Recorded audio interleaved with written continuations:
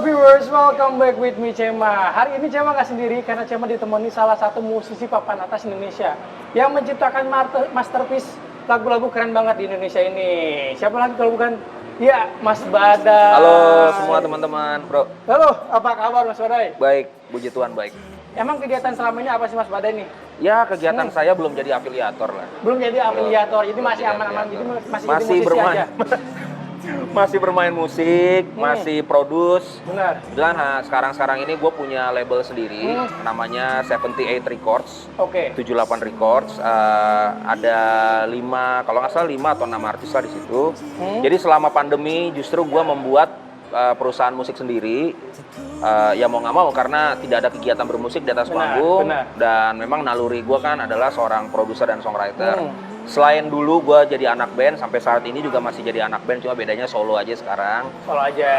Dan gue mulai memberanikan diri untuk menetaskan produk-produk baru lah di industri musik. Ya selama 2 tahun udah ada 5 artis yang sekarang sedang beredar di digital streaming. Memperingati 23 tahun Mas Badai berkarya, benar? Iya, betul, 23 tahun. Emang kalau misalkan 23 tahun dari tahun 1999? 99, ya. Itu benar-benar mulainya dari situ atau gimana? Sebenarnya sih lucunya gue nggak memulai itu sebagai komposer atau arranger gitu. Justru gue memulainya dengan bekerja di salah satu studio rekaman. Oke. Dan saat itu kan gue sedang tahap-tahap akhir menyelesaikan kuliah di Trisakti, teknik mesin. Nggak nyambung dengan profesi gue sekarang. Dari teknik mesin langsung jadi musisi ya? Betul gitu. Jadi gue dalam rangka menyelesaikan tugas skripsi, gue harus cari duit kan. Dan gue kerja lah di salah satu studio rekaman sebagai office boy. Bentar. Bentar nih, agak menohok sebenarnya ya. Iya. Dari tahun 99 sebagai office boy. Ya, sebagai OB. Di salah satu studio rekaman di daerah Jakarta Pusat. Nah ini menarik nih. Emang awalnya gimana sih Mas? Kok bisa tiba-tiba dari office boy terus jadi seorang musisi papan atas yang bisa dibilang apa ya? Nggak terkalahkan lah di Indonesia ini gitu loh. Iya nggak juga lah. Banyak banget lah. Banyak banget yang bagus, lebih bagus dari gue. Tapi karyanya nempel sampai sekarang. Bahkan Cema sendiri nih, dari SMP sampai sekarang lagunya tuh selalu terngiang.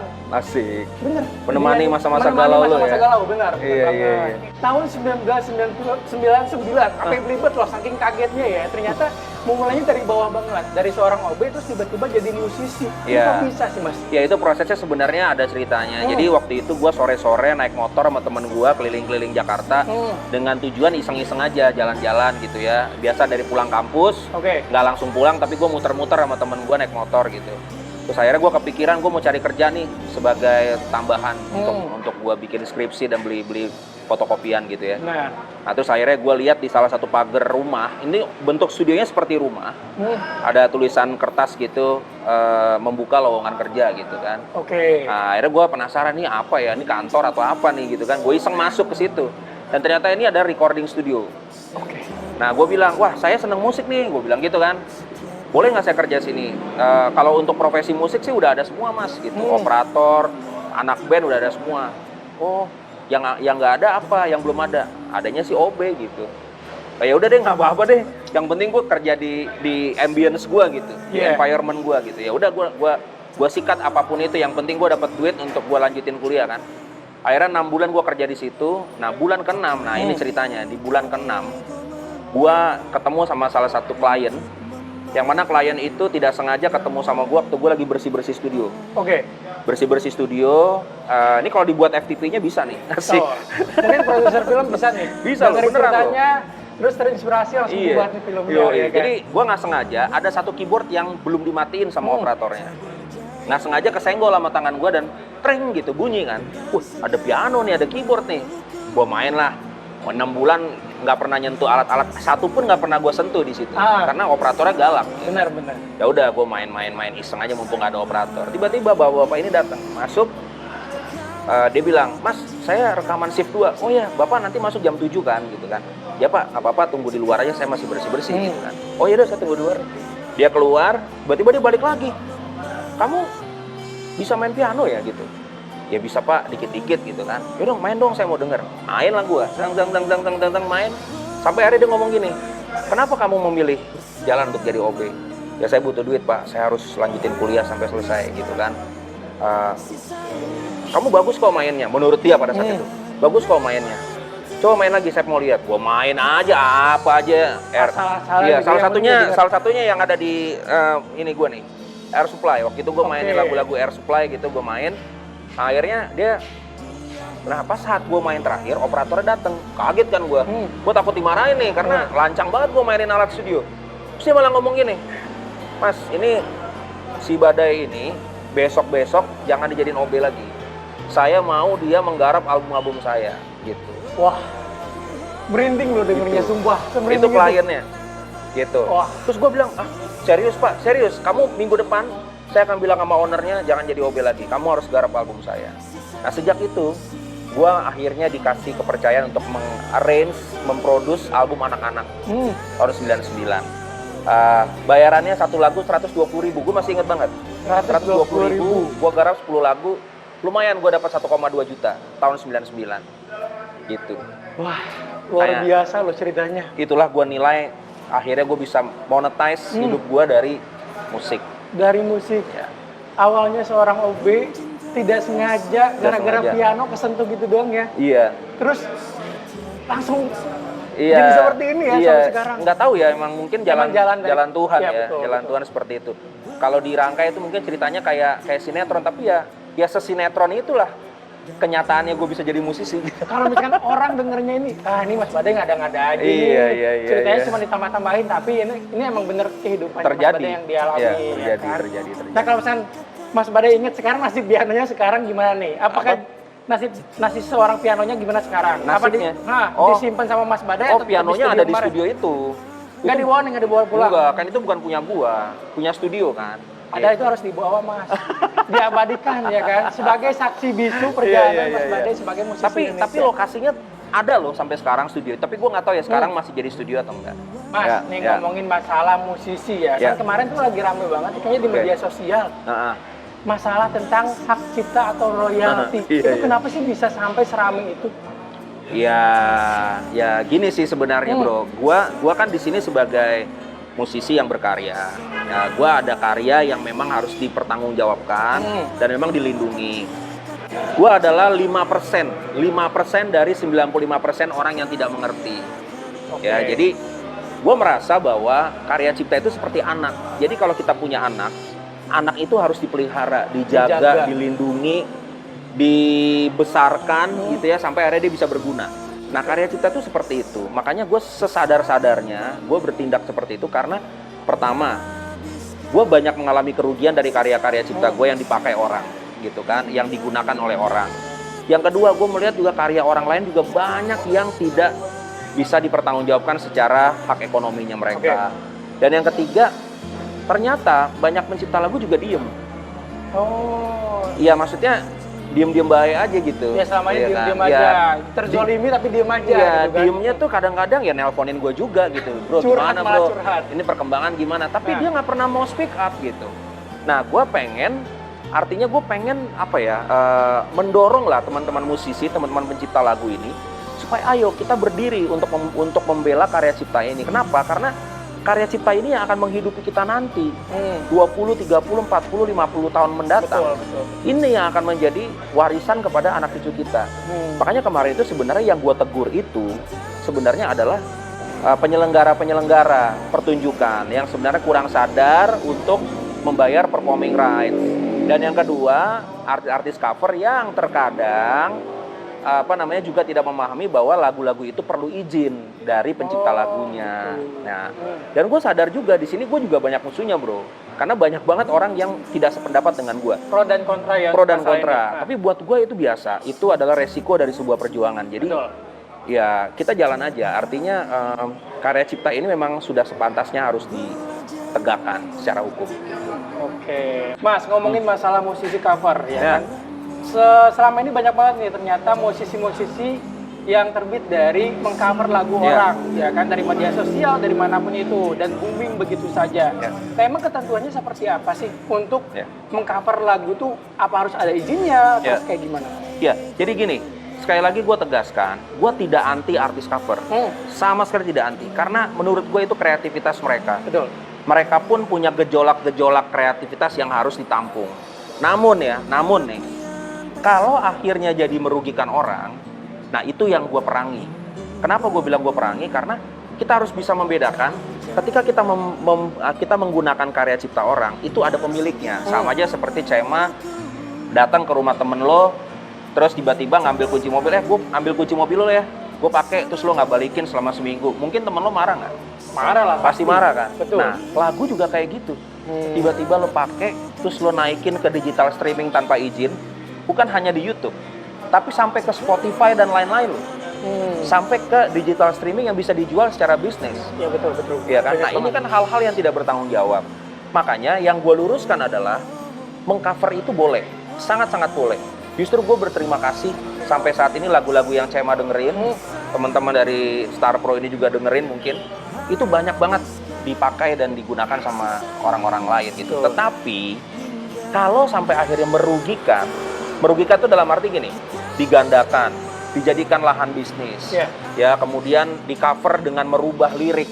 Lagu gue banyak banget diganti-ganti liriknya bro. Iya betul. Apalagi di aplikasi joget-joget ya, wah itu banyak banget tuh, asli.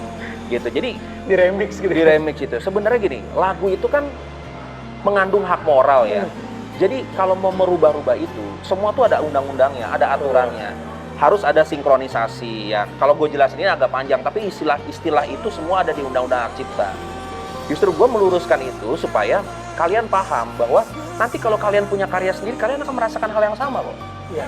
Akan merasakan hal yang sama, gitu. Jadi kalau mau ngerasain, bikin lagu sendiri. Bikin lagu sendiri. Biar tahu rasanya kayak gimana tahu ya rasanya karya kita tuh. yang udah kita buat dari nol sampai sekarang terus tiba-tiba dimainin sama orang. Iya. Gitu kan? Dan kemarin itu kan ada dua artis cover yang lagi naik di daerah Jawa Tengah sana kan, gitu kan. Itu kan lagi berurusan sama musisi ya kan. Kebetulan teman-teman selihtingan gue juga gitu kan. Ya sebenarnya ya nggak perlu lah bertindak seperti itu. Gue menulis, gue adalah centang biru yang sangat keras untuk menentang ini. Gue bilang bahwa kalau masih cari hidup dari karya orang, hargai orang lain. Kecuali lu udah punya karya sendiri, itu pun harus saling menghormati, gitu loh. Antar musisi itu wajib, respect itu wajib. Gue aja kalau ketemu senior musik ya di salah satu acara-acara band gitu ya, gue nggak enak banget kalau nggak negur gitu. Gue nggak enak banget kalau selonong boy gitu. Gue pasti harus halo mas gitu. Itu attitude yang harus dipertahankan. Itu aja sih. Jadi gue tidak anti artis cover, tapi gue anti pelanggarannya. Gitu. Itu aja. Mungkin viewers di rumah juga nggak banyak yang tahu nih tentang prosedur untuk membuat cover lagu sendiri seperti apa. Nah, kira-kira Mas Bade bisa ngejelasin nggak sih awalnya itu seperti apa sih Jadi sebenarnya gini, prosedurnya itu yang simpel gini. Kalau kalian udah pilih lagu A, misalkan lagu gua misalkan gitu ya, katakanlah Melamarmu gitu ya, lo pilih lagu Melamarmu dari Badai Romantic Project. Nah, itu sebenarnya bisa kita hubungi asosiasi yang membawai publishing yang ada di Melamarmu itu. Asosiasinya adalah Asosiasi Penerbit Musik Indonesia atau APMINDO. Nah, APMINDO itu ada di websitenya. Nah, teman-teman bisa kontak ke situ. Kemudian nanti publishingnya yang membawahi lagu Melamarmu tuh ada kontaknya di situ. Telepon aja, telepon atau DM ke Instagramnya Graha Pustaka Musik Indonesia untuk lagu gue ya. Nah, itu DM di situ pasti akan dijawab dengan secepatnya. Karena banyak banget yang minta, bukan lo doang gitu. Betul. Ya kan, bukan kamu aja yang minta, tapi banyak banget. Jadi harus bersabar. Nah, kalau belum ada izinnya, jangan main upload ke YouTube. Kenapa? Karena kami sebagai pencipta lagu, jika kalian tidak punya izin, kita punya hak untuk men-take down itu. Jadi kalau di take down jangan marah gitu. Kan banyak nih teman-teman artis cover dalam tanda kutip playing victim ya. Padahal dari awalnya udah salah nih. Udah nggak ada izin, begitu di take down marah-marah gitu. Kok di take down sih bla bla bla? Ya lo kan nggak ada izinnya. Gitu kan. Ya itu prosedural undang-undang begitu. Nah kalau nggak mau di strike sampai 3 kali ya minta izin aja. Gitu. Bayar nggak? Ya semua tergantung kebijakan publishing. Kalaupun bayar, lagu yang kalian cover itu adalah lagu hits kok. Dan itu menghasilkan juga buat kalian gitu. Nah kalau nggak mau bayar, mau gratis gitu, cover lagu yang jangan yang lagu hits, lagu yang tidak hits dibuat jadi hits gitu. Oh, itu malah jadi apa ya? Saling membantu ya antara musisi satu sama lain ya. Jadi jangan yang hits malah dibuat makin hits lagi gitu kan. Maksudnya gini, udah hits sudah. Maksudnya gini Cem, ketika ada artis cover bilang gini, mestinya Mas bersyukur dong, lagu yang udah hits kan lagunya kan semakin terkenal, makin naik gitu kan. Ketika kita cover, ya boleh-boleh aja. Tapi lagu yang kalian cover mohon maaf dengan catatan itu lagu udah hits duluan. Betul. Jadi ya kalian adalah kontributor untuk menambah kehitsannya itu. Tapi kalau mau pakai konsep itu, jangan lagu yang hits. Oke. Lagu yang nggak pernah diputar di radio manapun, di cover, akhirnya menjadi lagu hits. Itu baru. Berarti itu tuh catatannya ya. Kalau Ya. misalnya mau mengcover, biar gratis nih. Iya. Nggak harus ikut prosedur yang ada. Cover lagu yang kurang hits. Kurang biar saling hits. naik satu sama lain ya kan. Biar gitu menguntungkan aja. keduanya. Nggak masalah itu. Mas Badai malah seneng jadinya. Iya, gitu kan. Ya mudah-mudahan ya semuanya atau peraturan yang akan dibuat nanti Ya. segera tercipta Ya. dan bisa memudahkan semua musisi-musisi cover juga untuk mengcover lagu dan tanpa was-was. Iya. Ketika lagunya udah naik di take down, Iya. lagunya udah naik dihapus, jadi nggak was-was karena udah sesuai izinnya juga. Iya, gitu. Ya sebenarnya kita juga pengennya semuanya gampang kok. Betul. Ya kita kan juga pernah merasakan muda dan merasakan dari bawah. Ya Betul. kita tahulah teman-teman ini juga butuh kemudahan gitu. Itu aja sih. Nah Mas, ngomong-ngomong masalah Ya. royalti nih, Mm-mm. kan banyak banget nih ternyata dari satu lagu tuh banyak kepala di dalamnya. Entah itu yang bikin apa ya, lirik, yang bikin lirik, bikin lagu, aransemen dan lain sebagainya. Nah, kita tuh pengen tahu masalah royalti yang dibagikan itu seperti apa sih? Apakah dibagi rata atau Ya. hanya nama yang tertera di lagu tersebut yang Ya. memiliki hak sepenuhnya? Oke, kalau kita bicara royalti Hmm. untuk karya cipta adalah hak yang terdaftar di dalam lagu tersebut. Oke. Jadi biasanya kalau di Indonesia kan lirik atau lagu. Kalau di bule itu song and words. Oke. Ya. Song, lagu, words itu lirik. Jadi yang mendapatkan royalti adalah yang terdaftar di dalam nama tersebut. Misalkan ada 2 orang yang dibagi 2 royaltinya. Dibagi 2. Iya, 50-50. Oh gitu. Betul. Tetapi kalau misalkan tadi yang Cema bilang arranger, itu tidak termasuk kepada royalti pencipta lagu. Tapi dia masuk kepada royalti music producer atau music director. Nah, di Indonesia ini teman-teman harus tahu bahwa arranger, session player di dalam album itu sekarang ada royaltinya. Oh gitu. Ada royaltinya dan ada LMK-nya, lembaga manajemen kolektifnya, namanya Prisindo. Ya, oke. Prisindo itu Performing Rights Society Indonesia kalau nggak salah ya, Prisindo. Itu lihat aja di Google, ketuanya itu namanya Bang Marcel Siaan, Marcel penyanyi. Nah, itu ketua asosiasinya. Jadi kalau kalian pernah mengisi musik di salah satu album artis, kalau album itu didaftarkan ke Prisindo, kalian bisa dapat royaltinya. Kalau zaman dulu kan royalti cuma di komposer dan artis doang kan. Gitu. Oh gitu. Ternyata udah jelas ya sekarang. Kalau misalnya kemarin kan kita bertanya-tanya nih, Ya. untuk pembagian royalti itu seperti apa? Nah tadi Mas Badai juga udah menjelaskan dari A sampai akhir ternyata ada pembagian khususnya. Ya. Dan emang sudah sesuai peraturannya yang ada. Ya. Mas, kan banyak banget nih lagu-lagu yang Mas Badai ciptakan. Ya. Dari dulu sampai sekarang. Nah kira-kira ada nggak sih beberapa lagu yang benar-benar jadi andalan Mas Badai? Iya, kalau dibilang andalan sih ya, gue sih mengandalkan semua lagu gue lah ya yang pernah dirilis. Tapi gue punya lagu-lagu kesayangan. Dulu di Krispati gue punya lagu kesayangan tuh Tak Lekang Oleh Waktu. Kenapa gue dirimu di hatiku, ya itu kan? Benar banget. Itu diciptakan tahun 98 dan baru keluar 10 tahun kemudian. 2008. Dan masih lekang sampai sekarang. Dan ya puji Tuhan, syukur, alhamdulillah ya masih melekat di telinga sesuai dengan judulnya ya. Betul, betul. Tak Lekang oleh waktu. Iya. Kemudian Tertatih itu gue sangat suka dan mencintai lagu itu karena lagu itu adalah masa-masa transisi ketika kita berganti vokalis waktu itu, dan lagu itu ternyata yang membawa kita mendapatkan 3 penghargaan Asia. Untuk Krispati selama di bawah 2011 tidak pernah mendapatkan penghargaan Asia, hanya di Indonesia aja. Tapi dengan lagu itu kita mendapatkan 3 kali penghargaan Asia, di Hong Kong 2 kali dan juga di Singapura kalau nggak salah sekali. Karena lagu itu. Luar biasa. Kemudian Melamarmu ya. Melamarmu. Iya, Melamarmu tuh dari Badai Romantic Project. Itu adalah project solo gua setelah gua tidak di Krispati lagi 2016. Itu merupakan second chance buat gue gitu. Dengan adanya lagu itu. Nggak nyangka banget sih ternyata lagu itu wah, gila banget sih, maksudnya buat orang-orang yang nggak dilamar gitu ya, yang kawinnya lama, itu kayaknya kode keras banget sih lagu. Kode keras banget. Dan sampai ibu-ibu loh. Sampai ibu-ibu Sampai bapak-bapak nyanyi lagu itu. Mungkin dia pengen ngelamar lagi kali ya. Tapi Mungkin. jangan ya. Jangan diikutin ibu-ibu dan bapak-bapak ya. ya. Jangan sampai gara-gara lagunya Mas Badai melamarmu, jadi pengen melamar anak iya, orang. rumah tangga bahaya. berantakan. Iya, bahaya. Jangan sampai. Mas, satu lagi nih terakhir ya. Harapan untuk karya terbaru dan musik Indonesia.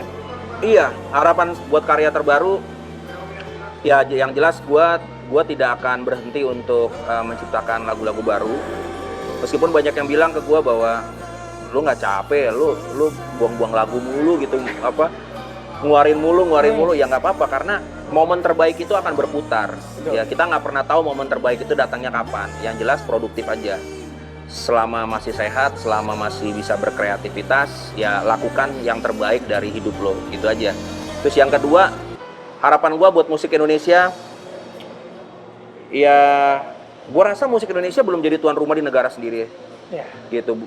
Gua nggak melihat kalau orang bilang musik Indonesia udah menjadi tuan rumah di negara seni, masih banyak musisi miskin dari karyanya, gitu. Jadi kayaknya belum jadi tuan rumah. Justru kita harus perangi orang-orang yang mau carut-marut dari keuntungan musisi.